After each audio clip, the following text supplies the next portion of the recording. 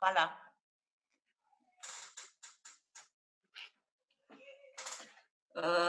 Torej lep pozdrav v letošnji ediciji Knjige pod jelkami, kjer se bomo pogovarjali s sodelavki raziskovalne postaje ZRC SAZU v Novi Gorici, Petra Kolenc in pa z mano doktor Jasna Fakin Bajec, bomo rekli skorajšnja nova vodja raziskovalne postaje, ki bo nadomestila doktor Danilo Zuljan Kumar, jezikoslovko, ki je nadomestila profesor doktor Branka Marušiča, ki je pravzaprav prvi snovalec tega, da je raziskovalni center, delček njega prišel že leta 1987 v Novo Gorico.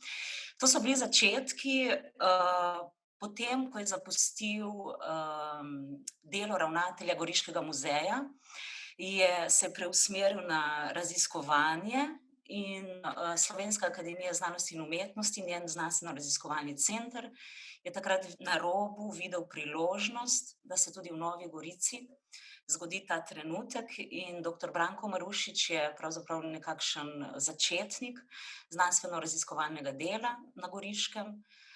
In njemu so potem v letu 2004 sledile pravzaprav tudi druge sodelavke. Tako se je prav leto 2004 zgodila in preimenovala istedanjega enote Zgodovinskega inštituta Milka Kosa, raziskovalna postaja v Novi Gorici. Torej, delujemo že kar nekaj časa in na njej deluje 6 inštitutov. Mogoče podrobneje in kaj več o tem, Jasna, ki bo tudi malo povedala, pravzaprav bi jo tudi povabila k temu, da istočasno v predstavitvi sodelavk, ki delujemo na postaji, spregovori tudi o neke vrste vlogi znanosti na robu. In seveda, ko govorimo na robu, bi opozorila na ta narodnostni rob, na raziskovanje in pomen narodnostnega roba, mogoče nekoliko manj osredotočenosti na rob, v katerem se znanost v finančnem smislu vedno znova znajde. Zato tudi znanost vedno znova prihaja na trg, tudi v obliki evropskih projektov, ampak to mogoče nekoliko kasneje v pogovoru. Jasna, izvoli. Ja, lep pozdrav tudi v mojem imenu in v imenu celotnega znanstveno-raziskovalnega centra Slovenske akademije znanosti in umetnosti. Ja, na postaji res se trudimo, da bi nadaljevali delo doktorja Branka Marušiča in čas mi je, da bom zdaj prevzela stopila v njegove čevlje oziroma čevlje Danile in nekako poskušala po svojih najboljših močeh voditi našo postajo. Naj povem, da tukaj pri nas deluje 7 raziskovalk iz 4 inštitutov. Večinoma raziskovalke smo vpete v širše raziskovalne programe vsakega inštituta. To so zelo širši programi in znotraj teh programov, če se le da, poskušamo najti teme, ki se dotikajo tudi našega goriškega oziroma primorskega prostora. Tako da nek našo dobro prakso ali pa neke primere zgodovinske na tak način vpletemo v širše razumevanje, teoretično razumevanje, teorijo in tudi to bolj predstavljamo tudi na konferencah. No, potem tudi delujemo v okviru različnih raziskovalnih programov, to so krajši programi, 3 leta, in pa aplikativnih programov. No, meni so sicer osebno bolj všeč aplikativni programi, teh je čedalje več, kjer dejansko imamo možnost vse te naše raziskave, ki jih izvajamo, implementirati oziroma prenesti v realno okolje, v prakso in na ta način tudi pomagati občinam, razvojnim agencijam in društvom. No, potem imamo pa tukaj še tržne programe, to so pa, tako bom rekla, zelo ciljni programi, kjer nas občine prosijo za določene raziskave in jih potem v določenem času, predvidenem, tudi potem storimo. Ja, zdaj, če čisto na kratko predstavim delo od vsake naše raziskovalke, naj začnem z doktor Danilo Zuljan Kumar. Ona prihaja iz Inštituta za slovenski jezik Frana Ramovša. Ona je dialektologinja oziroma se ukvarja z dialektologijo, podrobneje raziskuje beško narečje, tersko narečje in druga tukaj primorska narečja. Zanimajo jo predvsem problem jezikovnega stika in tudi kako konstruirati identiteto v soodnosu z jezikom. Danila je brika in zelo se tudi potem ukvarja oziroma pomaga občini Brda, tudi pri vpisu Brd v UNESCO, sodeluje pri Gradnokovih večerih, Škrabčevih dnevih. No, in tudi tako se mi zdi pomembno, da letošnji Gradnikovi večeri so prav naslanjali zelo pomembno temo tudi za nas, tudi za znanost, pomen kulture in umetnosti v izrednih razmerah. No, doktor Neva Makut, skupaj s našo Petro Kolenc, prihajata iz Inštituta za Milka Kosa, Zgodovinskega inštituta Milka Kosa. No, in Neva se ukvarja predvsem s problematiko novega veka, zanimajo kolektivne identitete, historiografija in kulturna zgodovina novega veka in tudi ti odnosi med takratnimi razumevanji slovenskega in italijanskega prostora. Trenutno dela na slovenski historični topografiji in kmalu bo izšla tudi topografija primorskih krajevnih imen. Petra bo potem sama povedala malce o sebi, ko tudi prihaja iz tega inštituta. Pri nas dela tudi Petra Testen, Inštituta za kulturno zgodovino, kjer se ukvarja s problematiko hišnega dela in proučuje zgodovino gospodinjskih pomočnic v 19. in 20. stoletju, prav s poudarkom tukaj na goriškem prostoru. V središču njenega raziskovanja tudi zgodovina vsakdanjega življenja, kulturna zgodovina, predvsem zgodovina žensk, spomin. Vključena je pa tudi v evropski raziskovalni projekt pri profesorici dr. Marti Verginelli. To je tako zelo za nas znanstvenike zelo pomembni projekt in jih je zelo težko dobiti, kjer pa se ukvarjajo z zgodovino žensk v različnih tranzitnih zgodovinskih obdobjih. In tako recimo Petra se tudi ukvarja z tekstilnimi delavkami in zgodovino tekstilnih delavk na našem območju. Potem sta tukaj dve kolegici iz Inštituta za slovensko narodopisje, dr. Špela Ledine-Klizej in dr. Katarina Šrimpf-Vendramin. Katarina se ukvarja s slovstveno folkloro, zgodovino oblačenja, raziskuje folklorne žanre in pa tudi humor. Šaljive zgodbe, šale in zbadljivke, in tudi to jo zanima v kontekstu konstruiranja identitete in podrobno tudi z oblačilno kulturo. Špela pa trenutno vodi tudi za naš prostor pomemben raziskovalni program. Gre za transdisciplinarni program, kar pomeni, da se različne stroke oziroma discipline ukvarjajo z isto tematiko. Program se pa tiče, naslov programa je Dediščina na obrobjih, novi pogledi na dediščino in identiteto znotraj in onkraj nacionalnega, kjer se ukvarjajo s procesi konstruiranja dediščine na obmejnih prostorih, s poudarkom, kako dediščino konstruirajo in jo razumejo manjšine, med njimi tudi migranti. V lanskem letu so tudi postavili svoj nov portal Heriskop, kjer tudi objavljajo svoje raziskovalne. Naj povem, da v ta program je izmed sodelavcev vključen dr. Branko Marušič. No, sama pa prihajam iz Inštituta za kulturne in spominske študije, kjer kot etnologinja zelo veliko delam na aplikativnih projektih, torej takih konkretnih na terenu, in trenutno sem vpeta v projekt Dediščina v akciji, kjer se ukvarjamo, kako dediščino približati dijakom oziroma učencem.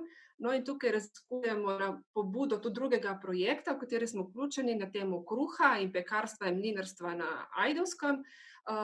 Skupaj z dijaki raziskujemo zgodovino kruha in se ukvarjamo, kako kruh, ki je nabit s čustvi, prenesti kot digitalni vir oziroma kako ga razumeti kot digitalni vir in kako preko novih orodij to približati tudi mogoče mlajšim generacijam.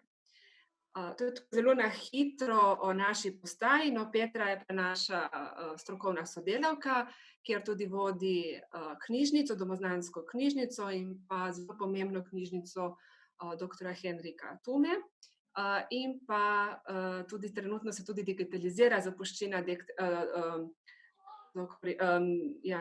Henrika Tume. Naj povem, da pri našem delu poskušamo tudi slediti novim metodam, novim teoretičnim spoznanjem in tako tudi se veliko zdaj ukvarjamo prav v teh korona časih, kako naše znanje prenesti v digitalni prostor, kjer so pasti digitalnega prostora, kjer so priložnosti.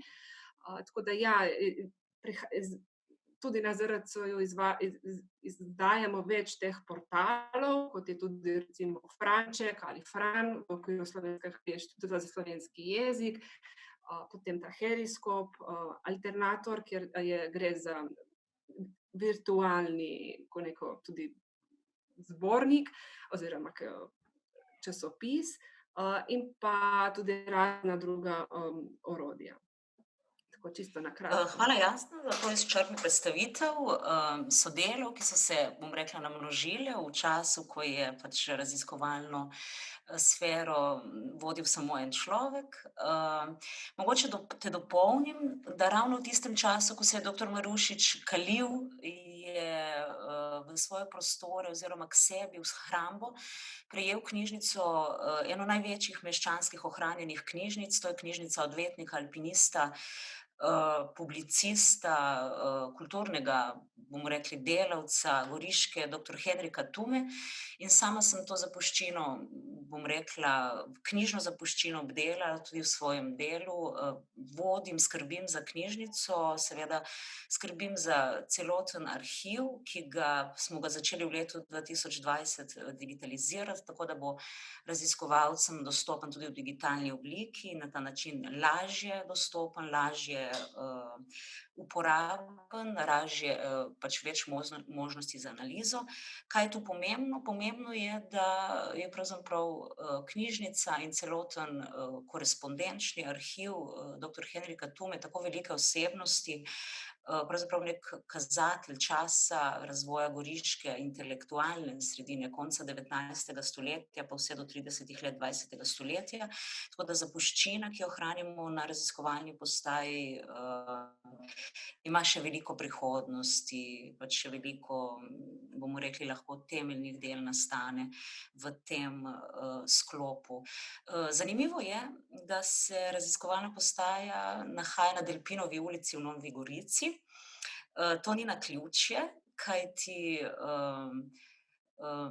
na nek način je Delpinova ulica prav v zadnjem letu ali pa v zadnjem času tudi deležna številnih obravnav. Bomo rekli, tudi Mestna občina Nova Gorica se je začela zanjo zanimati v nekakšnem smislu revitalizacije prvotnega dela Nove Gorice. Morda bi rekli še kakšno besedo o Umetnostno-zgodovinskem inštitutu, Jasna, ki je do nedavnega tudi deloval na raziskovalni postaji v Novi Gorici in ki je s pomembnim projektom o Novi Gorici na nek način mestu ponudil tudi protokolarno monografijo in pa obdelana je bila tako stavba Mestne občine Nova Gorica, kot tudi pripravlja se publikacija o ruskih blokih. Morda samo par besed o inštitutu, ki ga žal ni več, pa smo ga imeli še do nedavnega. Ja, sam mislim, da lahko še bomo tudi od njih dobili kakšno novo raziskovalko. Oni so pa v zadnjih 3 letih tudi imeli zelo pomemben raziskovalni projekt, kjer so v bistvu z oči umetnosti zgodovine raziskovali to materialno dediščino v Novi Gorici. To je bil projekt mapiranja modernistične Nove Gorice. Kjer so tudi v bistvu analizirali tako mestno stavbo, pa tudi druge pomembne spomenike, pripravili tudi zbornik in mednarodne konference. in tudi načeli virtualni muzej, ki ga upam, bomo nadaljevali v okviru novih projektov. No. Lansko leto smo bili nekoliko neuspešni, vendar bomo letos ponovili prijavo, kjer bi radi ta muzej oziroma ta virtualni muzej oziroma arhiv dopolnjevali tudi z vidika druge dediščine, tudi dediščine, ki zaznamuje Novo Gorico. Mogoče je bolje vrednotena strani ljudi, pa stroke. Kajti mnenja smo, da se z zgodovino Nove Gorice res veliko ukvarjajo zgodovinarji, umetnostni zgodovinarji, etnologi. Mogoče pa je tukaj tudi čas, da vprašamo ljudi, kaj je pa za njih pomembna dediščina, urbana dediščina Nove Gorice oziroma celotnega obmejnega prostora, in tako tudi v ta proces konstruiranja dediščine vključimo čim več različnih ciljnih skupin, med njimi tudi mlade, starejše, mogoče podjetnike in tako naprej. Tudi za razvoj turizma. To se tudi nekako že vključuje v nov program, ki se bo zdaj izvajal v Novi Gorici, in res tudi v mojem imenu se zahvaljujem organizatorjem oziroma pripravljavcem programa za Evropsko prestolnico kulture Nove Gorice leta 2025, ki so nas tudi na ta način vključili v program. Tukaj bi rada še to izpostavila, da v bistvu se raziskovalke na eni strani prihajamo iz istih strok, etnologije, dialektologije, ne samo vsaka se nekako z drugimi zornih kotov vključuje oziroma obravnava neko skupno tematiko, ne. Tako da nadaljujemo delo doktorja Marušiča, vendar mogoče z novimi pristopi, z novimi pogledi, vključujemo recimo nove akterje, ženske, lokalno prebivalstvo in tako naprej. Tako da ta naš prostor ga obravnavamo dejansko z različnih zornih kotov, in to je tudi pomemben del našega dela. No, prav v letu, 2004, ko se je pač raziskovalna enota Zgodovinskega inštituta preoblikovala v raziskovalno postajo v Novi Gorici, pa je začelo izhajati tudi, bomo rekli, neko letno poročilo, novogoriški javnosti zagotovo že znano, to je Izvestje, kjer vsako leto opozorimo tudi na vpetosti našega raziskovanja v pač številne mednarodne konference. Nenazadnje so kolegice tudi predavateljice na univerzah in nosilke posameznih predmetov. Jaz bi tudi letos opozorila na Izvestja, ki ga pa fizično žal ne moremo pokazati, ker je še v Ljubljani, tako da bo v torek na voljo in dobrodošlo tudi na Delpinovi ulici v tako zvani pop-up knjigarni. To je pa tudi neka zgodba, kjer ZRC SAZU sodeluje zraven, kajti ZRC SAZU ima poleg številnih inštitutov tudi lastno založbo in nenazadnje je pobudnik skupaj z Društvom humanistov in pa seveda z Mestno občino Nova Gorica pobudnik, da bi v Novi Gorici dobili neodvisno knjigarno-kavarno. Seveda, knjigarna je tista, ki jo goriški prostor večkrat vidimo in zasledimo, zelo, zelo potrebuje, in če se navežem na Delpinovo ulico, ni naključje, da se tudi raziskovalna postaja v Novi Gorici nahaja prav na Delpinovi ulici, in tukaj smo v zadnjem času tako aktivno sodelovali, da bi pridobili prostore, kjer bi se raziskovalna dejavnost po svoje tudi predstavila v novo nastali pobudi knjigarne. Nenazadnje statistika pravi, da samo založba ZRC na teden izda eno novo knjigo. In kaj še vse ostalo, ne? Tako da prisotnost znanosti v mestu je mogoče še nek poudarek, ki ga bomo veseli tudi v prihodnje, tudi zato, ker leta 2025 Nova Gorica postaja Evropska prestolnica kulture. Tukaj bo mogoče tudi znanost šla z roko v roki s kulturo. Jasno, mogoče še kakšen poudarek. Vem, da sta skupaj z Blažem Kosovelom prijavljala projekt, ki je tudi vezan na mesto, kjer dobivajo glas prebivalci, kakor si prej Nove Gorice. Morda samo par besed še o tem, kako se raziskovalna postaja oziroma kako se raziskovalci vključujejo, se bodo vključili v Evropsko prestolnico kulture. Ja, želimo si, da res znanost ne bi bila sama sebi namen in da bi tudi politika in druge institucije, no, da bi našli skupno pot in prostor za skupno razmišljanje. Kajti menim, da te razmere so nas opozarjajo na to, da le skupnimi močmi, sodelovanjem, vključevanjem vseh akterjev, med katerimi so pomembni akterji, tudi lokalno prebivalstvo, da gremo skupaj naprej. In sama si želim, da bi tega bilo več, torej da bi bilo čim več teh debatnih večerov, čim več teh različnih priložnosti, no, za izmenjavo mnenj in potem tudi priložnosti za najti nek skupni kompromis, ker bi bili bolj ali manj vsi zadovoljni.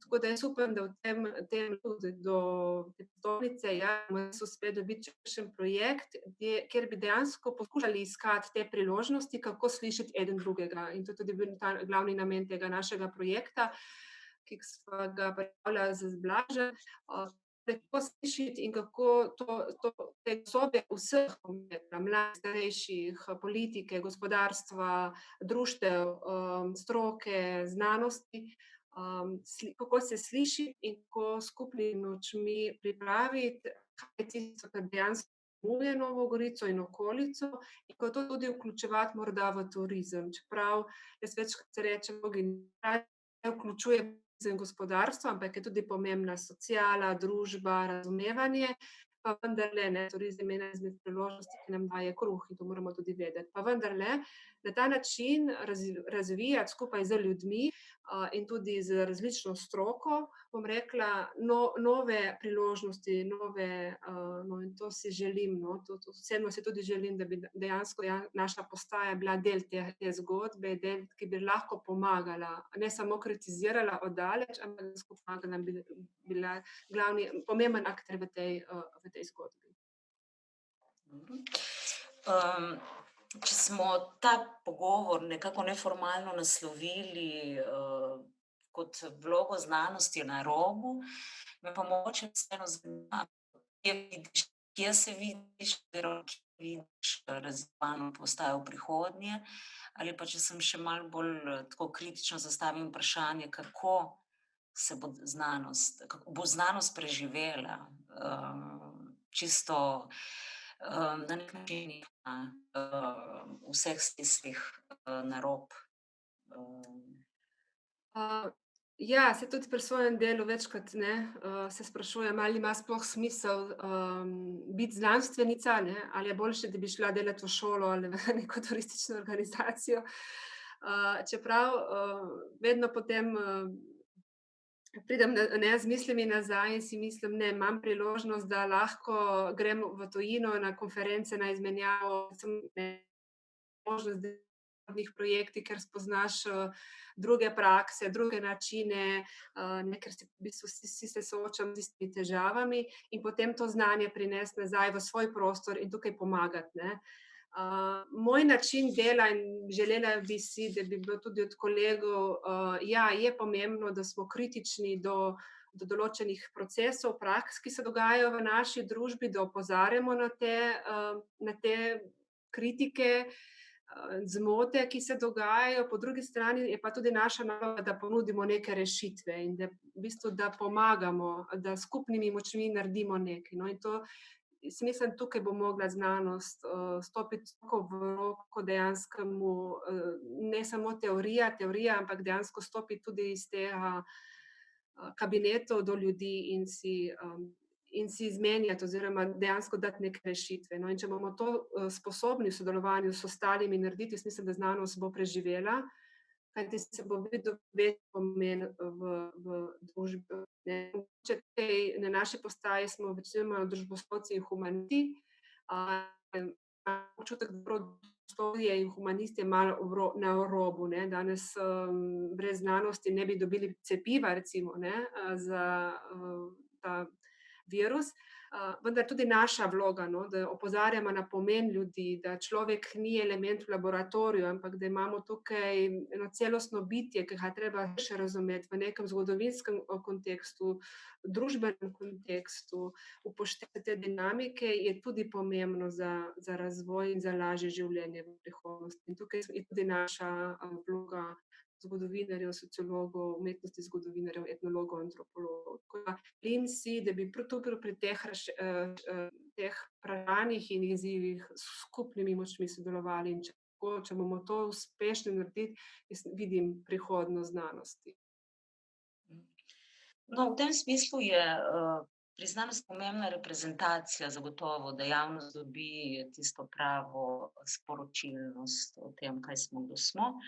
Jaz bi se še enkrat vrnila na izvesti, in sicer vse številke izvesti so tudi dostopne preko Open Journey sistema, to je pravzaprav nek dostop do odprte znanosti, in v tem smislu vabim gledalce, poslušalce, da si pač izvestja tudi ogledajo. Gre za, bomo rekli, naš doprinos, neko okrušek tistega nekega razmisleka, ki ga sicer bolj podrobno objavljamo v tujih in domačih revijah. Bi še kaj pridodala, mogoče za konec najinega pogovora? Ja, jaz bi zaključila ta najin pogovor z mislijo, da v nas je moč. Različne zgodovinske izkušnje in dogodki nam dajo vedeti, ne, da ljudje nikoli niso obupali, ampak vedno so iskali neko alternativo oziroma nekaj, da so preživeli. Zdaj moramo najti načine, da bomo skupaj preživeli, da bomo znali eden drugega spoštovati, da se bo znalo tudi znanost spoštovati, in mi na drugi strani, da bomo znali spoštovati delo ljudi in različnih akterjev. In da s skupnimi močmi dejansko res vstopimo v novo leto bolj optimistični in željo po sodelovanju. In jaz mislim tudi, zelo sem vesela, da je Nova Gorica dobila to prestižen naslov in da je to ena priložnost, da bomo tudi ostali mogoče v osrednji Sloveniji, tudi našemu centru v Ljubljani in drugod pokazali, kako se da skupaj z lokalno skupnostjo sodelovati in narediti dobre dosežke. In če to uspemo v 5 letih, mislim, da bomo naredili zelo veliko za družbo in za razvoj in za naše otroke. Odlično misel za konec. Jasna, hvala lepa. Hvala lepa pa tudi gostiteljem, Društvu humanistov, in zdravo v novo leto.